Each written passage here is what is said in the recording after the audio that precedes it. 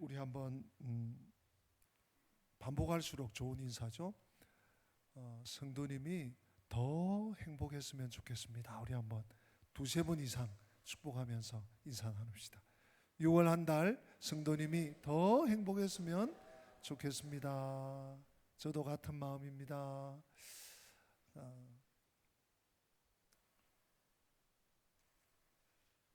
바울이 지금까지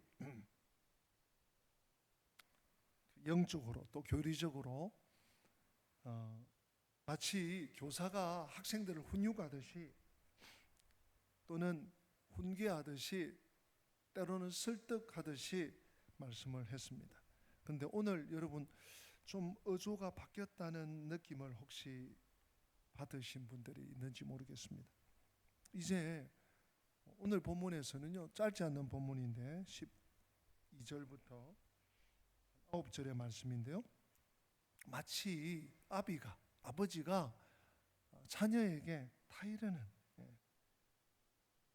타이르듯이 영적 이 어버이의 심정으로 성도들을, 특별히 갈라디아 성도들에게 다시 이 복음 앞에 견고히 좀 서다오, 정말 예수 그리스도의 복음 앞에 좀 섰으면 좋겠다, 이런 설득을 하고 있습니다.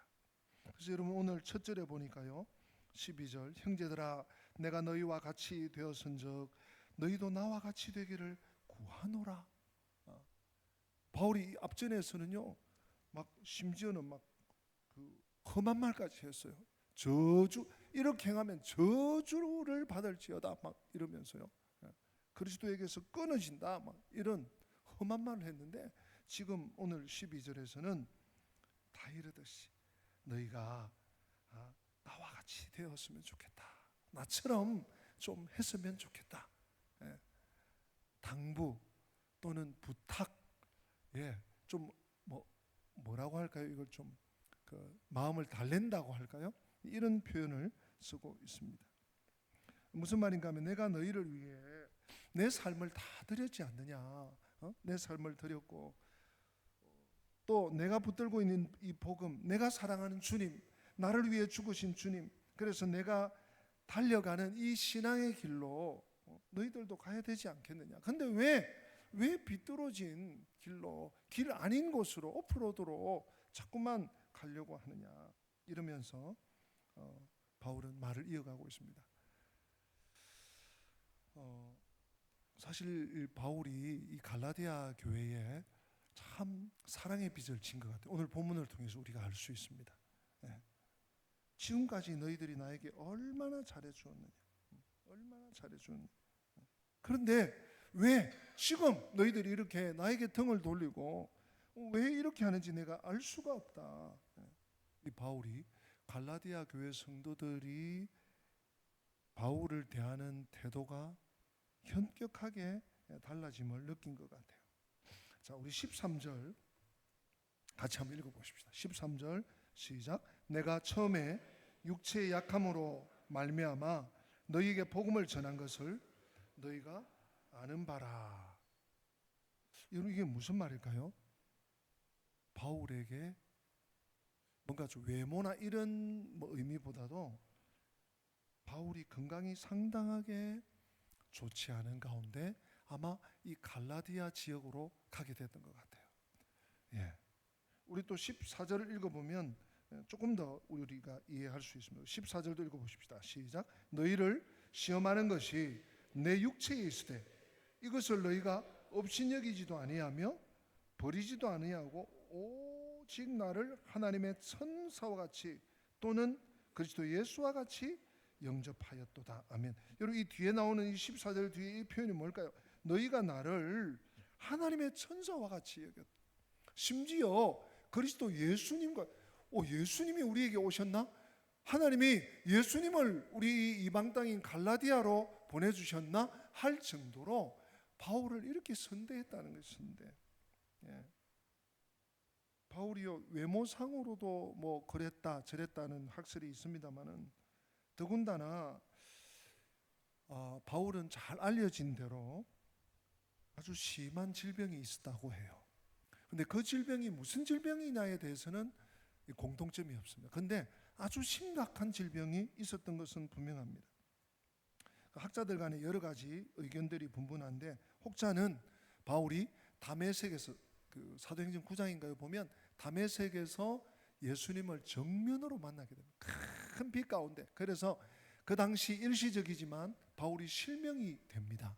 앞을 못 보게 돼요. 아나니아가 가서 그의 눈을 뜨게 해주는, 성령의 인도를 받아서 그렇게 눈은 떴지만 그 심각한 어떤 안질이, 눈에 어떤 질병이 남아있지 않았겠느냐, 아주 그 타당성이 있습니다. 그렇게 보는 학자들이 있습니다. 또는 또 어떤 사람은, 어떤 학자들은 바울이 밤빌리아라고 하는 지방을 선교할 때 그 늪지대에서 말라리아에 걸려서 그 후유증을 심각하게 앓았다. 뭐 어떤 근거인지 어떤 자료인지는 모르겠는데 그렇게 보는 학설이 또 있습니다. 또 어떤 이는 심지어 바울에게 간질이 있지 않았나. 네, 여러분 간질 아시죠? 이렇게 멀쩡한데 어떤 뇌질환입니다. 이게 막 뭔가 이렇게 이상 반응을 일으키면 온 몸을 흔들어대요. 예. 어쩌면 이 세 가지가 다 해당될지도 몰라요. 예. 아니면 안질과 간질. 예. 분명한 것은 뭐 어떤 질병인지 모르지만 바울에게는 코질병이 있었습니다. 그런데 그런 바울이 갈라디아 지역에 선교한다고 선교사가 다 말씀 들고 찾아왔어요. 배당에서 전하고 길에서 복음을 전해요. 그 바울의 마음속에 있는 정말 십자가의 복음, 불붙는 복음, 그리스도의 복음의 뜨거운 감격과 그의 삶을 새롭게 한 하나님의 은혜에 대한 이 놀라운 불타는 심정으로 그곳에 있는 사람들, 갈라디아 사람들에게 그리스도를 증거했습니다. 복음을 증거했습니다. 십자가를 증거했습니다. 지금 13절 14절이 그 얘기예요. 근데 갈라디아 사람들은요, 바울을 보고 자기 병도 못 다스리는 사람 하나 왔다. 저 좀 혹시 옮기지는 않을까? 이러고요, 멀리하고 또 손가락질하는 것이 아니었습니다. 업신여기지 않았습니다. 여러분 한번 상상해 보시라고요. 전도하는 사람이 건강하지 못하면, 전도받는 사람 막 병에 걸려서 골골골골 하는, 그래 당신도 예수 믿으라고, 당신도 우리 교회 한번 나와보라고 이러면 그 받는 사람이 어떨까? 우리 상상해. 근데요, 바울이 갈라디아에서 복음을 전할 때 그 지경이었는데, 갈라디아 사람들 오늘 14절에 있는 것처럼 하나님의 천사를 보냈나 보다. 하나님의 천사를 우리에게 보내주셔서, 하나님의 메신저를 우리에게 보내주셔서, 구원의 도구를 우리에게 보내주셔서, 심지어 예수님이 우리에게 온 거 아니야? 이렇게 여겼다는 것입니다. 유대인들은요, 사실은요, 모든 질병이 하나님의 저주라고 생각을 했습니다. 특별히 심대한 심각한 질병은 더더군다나 그렇게 생각을 했습니다. 그래서 우리 예수님께 온 사람들이 그렇게 물었죠. 날 때부터 소경된 사람을 보았을 때 제자들이 예수님께 이렇게 묻습니다. 예수님, 저 사람이 소경된 것이 자기 죄 때문입니까? 아니면 부모 죄 때문입니까? 예수님이 분명히 말씀하시죠. 야, 자기 죄 때문도 아니고 부모의 죄 때문도 아니야. 하나님이 저 사람을 통해서 영광을 받기 위해서 지금 저 사람이 저렇게 약한 거야. 그렇게 대답해 주셨지만 유대인들은 그냥 통속적으로 그냥 질병이 하나님의 벌이다 이렇게 생각을 했던 것 같습니다. 그런데 이런 전도자였던 바울을 업신여기지 않고 무시하지도 않고 오히려 그를 하나님의 천사와 같이 또 그리스도 예수와 같이 영접했다. 그런데 바울이 떡 떠나오니까 선교 여행을 곳곳에 해야 되니까 갈라디아에만 바울이 있을 수 없잖아요. 곳곳에 유럽으로 넘어갔다가 소아시아로 왔다가 다시 예루살렘으로 돌아갔다가 1차, 2차, 3차, 4차 전도 여행을 하고 또 로마도 가야 되겠다 준비하고 있는 그 바울이 얼마나 바쁩니까? 그 바울이 떠나가자 갈라디아 성도들이 등을 돌려버렸어요. 몇 년 전에 한 코로나 전이었던 것 같아요. 우리 목사님들이 어떤 모임에서 이 갈라디아서를 같이 공부한 적이 있습니다. 공부하다가 이제 이 부분이 나온 거예요. 바울이 어떤 질병에 걸렸을까 뭐 이러면서 이제 서로 이제 연구한 것을 좀 나누기도 하고 또 발표하기도 하고 이러던 중에 한 목사님이 아주 그 귀한 안담을 우리에게 나누어 주더라고요. 본인이 있는 지역에 한 교회에 목사님이 간질이 걸렸다는 거예요. 간질이 걸려서 목회를 하는데 얼마나 힘들겠습니까? 특별히 뭐 얼마나 자주 그랬는지는 그걸 못 여쭤봤는데 목사님이 설교하시다가 이게 오는 거예요. 그러면 그 교회가 저 제천에 있는 뭐 산교회라는 교회, 제가 직접 들었습니다. 그러면 성도들이 조용히 주기도문을 한대요. 하늘에 계신 우리 아버지여, 이름이 거룩히 여김을 받으시오며. 주기도문을 마치고 기도하다가 혹은 기도할 분은 기도하고 조용히 성도들이 흩어진다는 거예요. 물론 이제 목사님은 이제 누군가가 이렇게 조금 보필을 하겠죠. 근데 더 감사하고 놀라운 것은 그 목사님이 은퇴할 때까지 성도들이 그렇게 섬기고 목사님을 보필했다. 야, 그때 한 20-30명 목사님 또 사모님들이 같이 말씀을 나누면 전부 다 마음이 호돈해지더라고요. 야, 그 교회 한번 방문해 보고 싶다. 그런 마음이 들 정도였습니다. 근데 오늘 갈라디아 교회는 바울이 어떤 질병이 있었는지 모르지만 천사와 같이 그리스도 예수와 같이 막 이렇게 부추기고 세우고 막 이러다가 바울이 떠나가니까 언제 그랬노? 이렇게 싸늘해지었어. 그래서 바울이 뭐라고 하는 줄 압니까? 15절 한번 보십시다. 15절. 저는 이 말씀이 그냥 보이질 않아요. 15절 같이 읽어보십니다. 너희의 복이 지금 어디 있느냐? 내가 너희에게 정언하노니 너희가 할 수만 있었더라면 너희의 눈이라도 빼어 나에게. 이게 무슨 얘기예요? 눈이라도 빼어준다. 그 전에 여러분 15절에 너희의 복이 지금 어디 있느냐?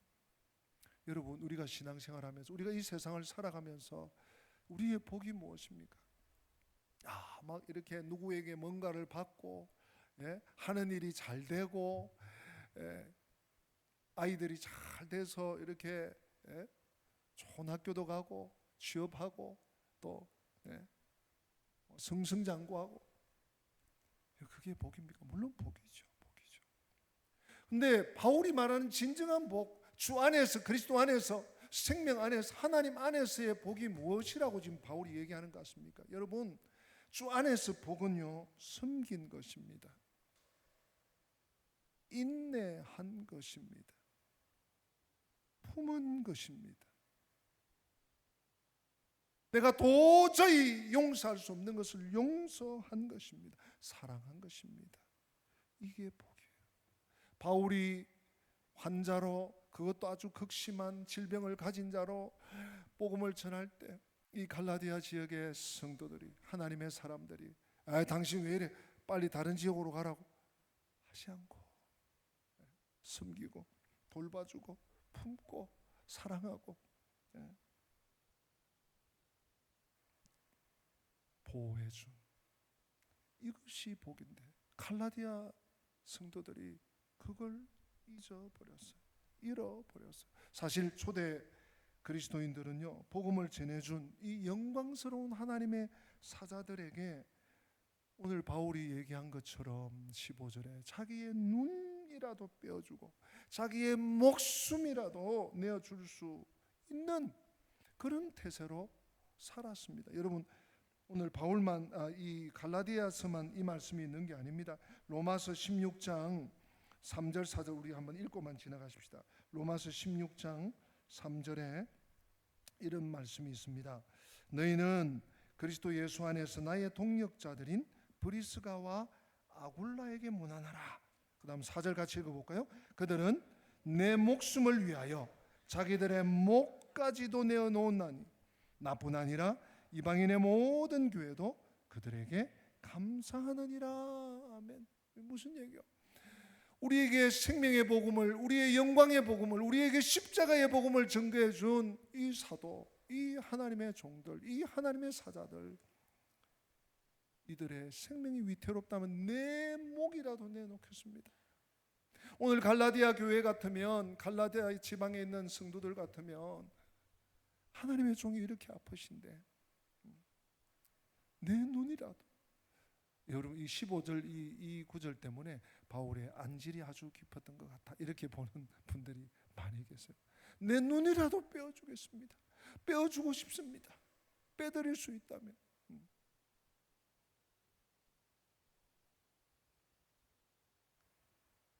그래서 여러분 16절에 바울이 뭐라고 합니까? 그런즉 내가 너희에게 참된 말을 함으로 원수가 되었다.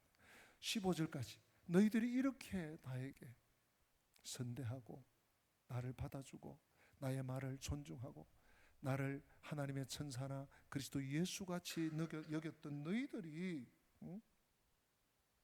어떻게 16절 보십시오. 내가 너희에게 참된 말을 함으로, 율법주의로 가면 안 된다. 그것은 하나님을 거스르는 일이다. 그것은 예수 그리스도를 짓밟는 일이다. 그것은 복음의 영광을 가리는 일이다. 율법주의로 돌아가지 말라고 이 복음을 수호하라고 한다고 해서 너희들이 나를 이제 원수로 삼는단 말이냐. 바울이 어떤 심정이었겠, 어떤 배신감을 느꼈겠습니까? 그래서 17절에 이어집니다. 그들이 너희에게 대하여 열심내는 것은 좋은 뜻이 아니요 오직 너희를 이간시켜 너희로 그들에게 대하여 열심을 내게 하려 하며. 여러분 이 17절은 누구를 말하는 것입니까? 그들이, 여기서 그들이 중요합니다. 이 그들은요 율법주의자들입니다. 갈라디아 교회 성도들을 획책하고 갈라디아 교회 성도들을 바울에게서 이격시키고 주 예수님으로부터 이격시키고 복음으로부터 멀리 떨어지게 하고, 율법을 준수해서 율법을 행하는 자가, 할례를 행하는 자가 진짜 하나님의 선민이 된다라고 부추겼던 그 율법주의자들, 그들이 너희에게 대하여 열심내는 것이 뭐냐? 좋은 뜻이 아니에요. 오히려 너희를 이간시키고 너희와 너희 사이를, 너희와 사도 사이를, 너희와 그리스도 사이를, 너희와 하나님 사이를 이간시키고 피폐하게 만들고, 그리고 자신들에게 복종하기 원하는, 자신들의 사람을 만들려고 하는 그 목적이 있다고 바울이 신랄하게 지적하고 있습니다. 사실 빌립보서에서는요 이 그들을 뭐라고 하는가 하면 빌립보서 3장 2절에 보면 개들이다, 행악자들이다, 그들과 동일하다고 말합니다. 같이 한번 읽어보실래요? 3장 2절 시작. 개들을 삼가고 행악하는 자들을 삼가고 몸을 상해하는 일을 삼가라.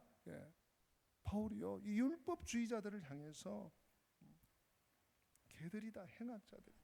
왜 이런 표현까지 바울이 써야 했을까요? 성도들의 신앙의 이 성도들을 이 신앙의 올바른 모습을 파괴하고 또 그들을 획책하는 사람들이기 때문에 그렇습니다. 성도들을 복음과 예수님과 이간시키고 교회 공동체를 혼란하게 혼미하게 하는 저 악인들에 대해서는 갈라디아 교회 성도들이 아무런 분별도 못하고 아무 말도 하지 못하는 그런 모습을 보면서 바울이 심히 안타까운, 그래서 바울이 이렇게 이어서 얘기를 합니다. 좋은 일에 대하여 열심으로 사모함을 받으면 내가 너희를 대하였을 때뿐만 아니라 언제든지 좋으니라. 좋은 일에 대해 너희가 열심을 내면 내가 왜 너희들을 그렇게 지적하고 너희들을 이렇게 해서는 안 된다 하고 훈계하겠느냐는 말이에요. 좋은 일을 위해서는 마땅히 좋은 생각을 가져야 되는데, 그러나 파벌과 그리스도가 아닌 다른 것들을 위해 열심 내는 것, 또 사람들을 이간시키는 일에 열심인 이런 사실 앞에 바울은 얼마나 마음이 상했는지 몰라요. 얼마나 가슴이 저며오고 밤잠을 설쳤는지 몰라요.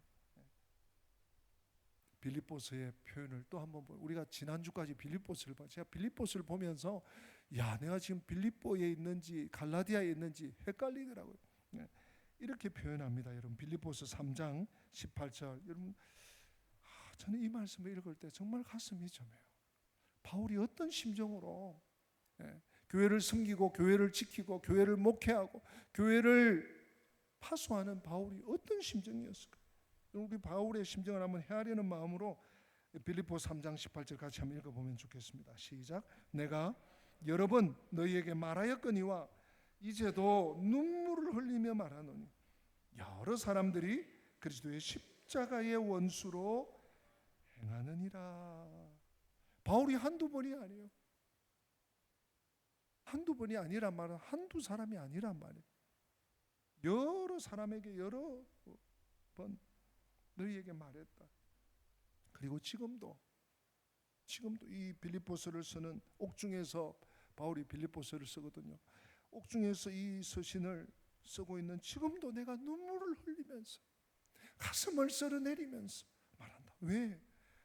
여러 사람들이 자기는 열정적으로 하고 자기는 잘한다고 하고 자기는 문제없다고 하고 있는데 그 사람들이 그리스도의 십자가, 그리스도 십자가의 원수로 행하고 있으면서도 잘한다고 여긴다는 거예요.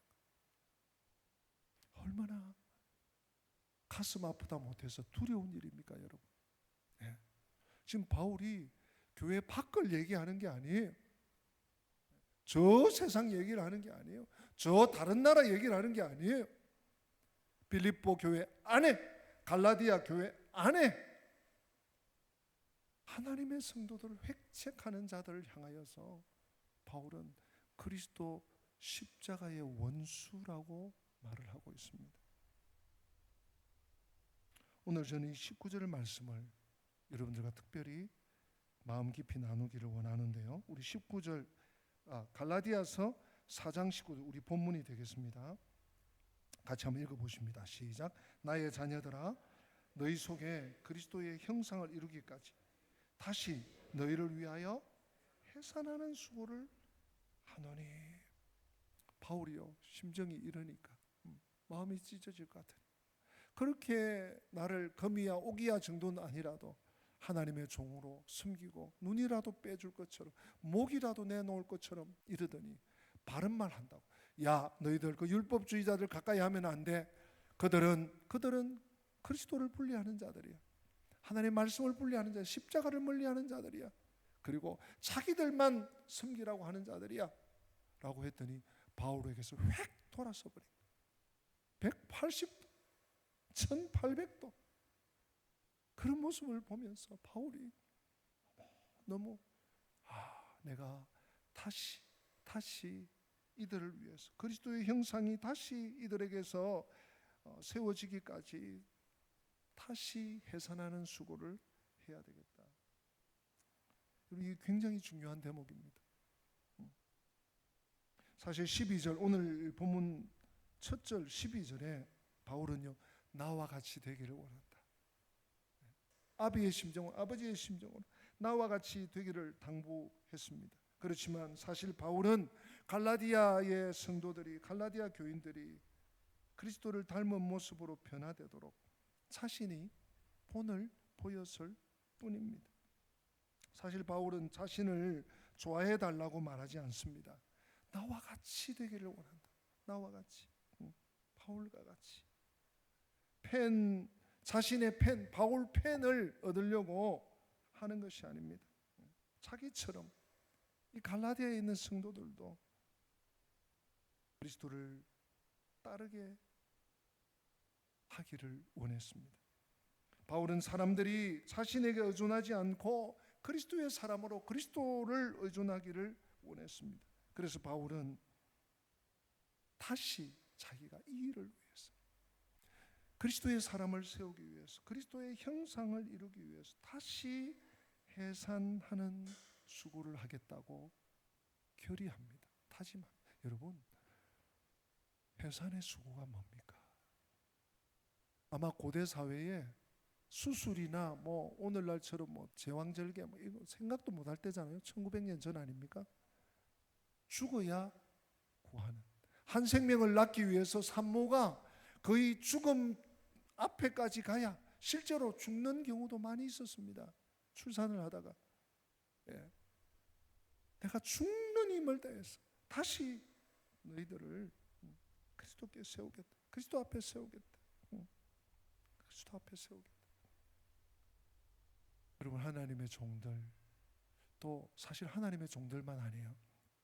우리는, 여러분, 우리 가정에 아직 믿지 않는 식구들, 혹은 자녀들이, 혹은 부모님이, 혹은 형제, 고륙지친들이 아직 믿지 않는 지체들이 있다면 우리가 이 해산의 수고를 각오해야 될지 몰라요.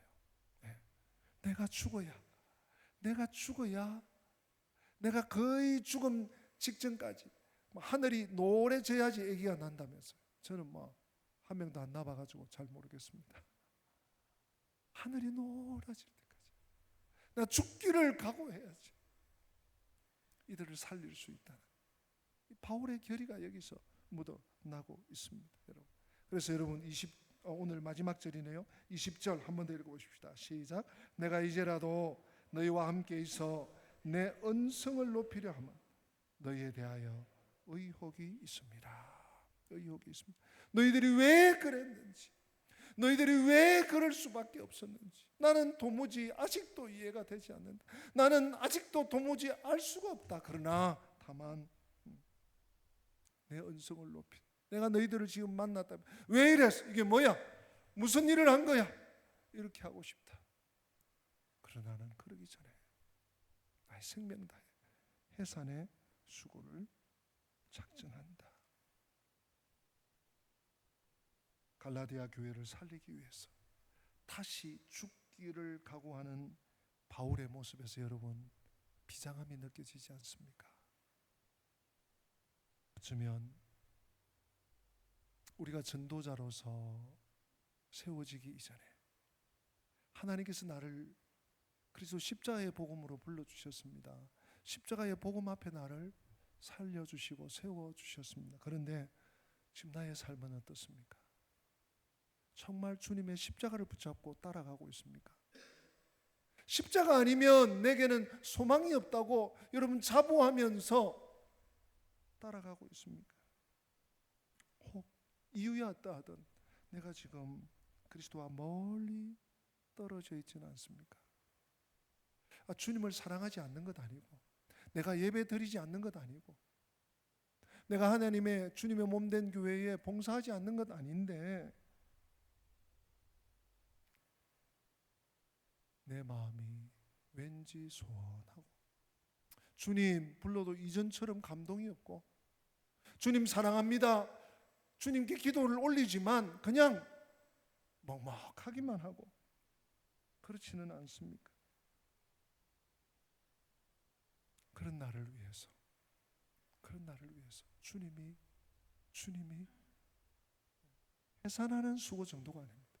친히 십자가에 피 흘리시고 가시관을 쓰시고 내가 받아야 될 그 죄의 벌을 대신 다 받아 짊어지시고 나를 살려주셨잖아요. 생명 주셨잖아요. 근데 우리는 할 수 있거든. 좀 십자가와 좀 멀리.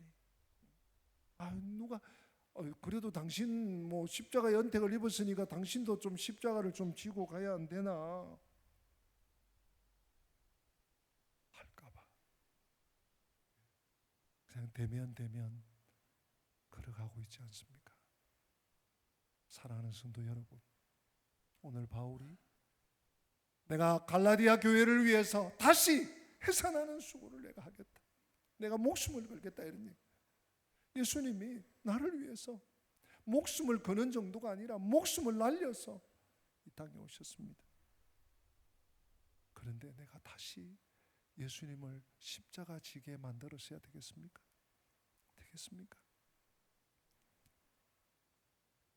사랑하는 성도 여러분, 바울은 다시 해산하는 수고를 하겠다고 했는데 우리는 이렇게 결단하고 결의하셨으면 좋겠습니다. 예수님, 내가 다시 주님 품으로 돌아가겠습니다.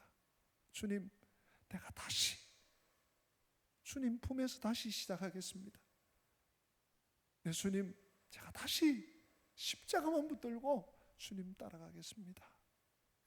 다시 해산하는 수고를 하겠다고 결연한 의지를 가지는 다윗을 우리들이 보면서 주님, 저도 다시 주님 품으로 가겠습니다 결단하는 이 아침이 되시기를 주님의 이름으로 부탁드리고 축복합니다. 우리 다 함께 기립하겠습니다. 인생길 험하고 마음 지쳐 살아갈 용기 없어질 때 너 홀로 앉아서 낙심치 말고 예수님 품으로 나아오시오. 우리 가사의 뜻을 생각하면서 우리 찬양하겠습니다.